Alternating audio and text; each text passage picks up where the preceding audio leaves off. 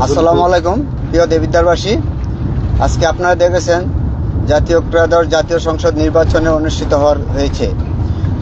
ওই অবস্থায় আমাদের বড়শালগড়, ইসুফপুর, রসুলপুর, তারপর সুবিল, মাসিগারা, ফতে ইউনিয়নগুলোতে আমাদের অনিয়ম হয়েছে, ভোট কারচুপি করা হয়েছে, ব্যালট বাক্স ছিনতাই করা হয়েছে, আমাদের এজেন্ট বার করে দেওয়া হয়েছে এবং অনেককে রক্তাক্ত করা হয়েছে। আমাদের নেতাকর্মী যারা কেন্দ্রে যাইতো তাদেরকে আহত করা হয়েছে, বাড়ি বাড়িতে হুমকি দেওয়া হয়েছে এবং টাকা দিয়া ভোট কিনছে। সারাদিন টাকা দিয়ে তারা ভোট কিনছে।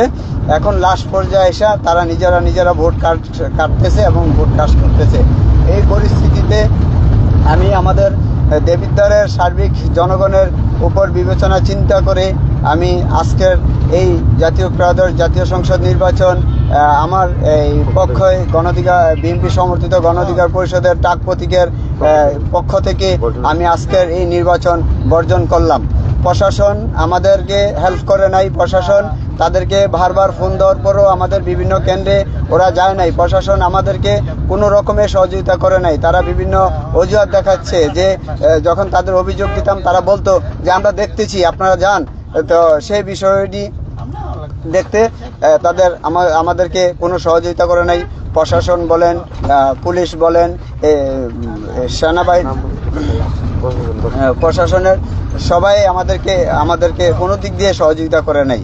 আমি বারবার ফোন করার পরও বিভিন্ন কেন্দ্রে যাওয়ার জন্য বলল, তারা যায় নাই।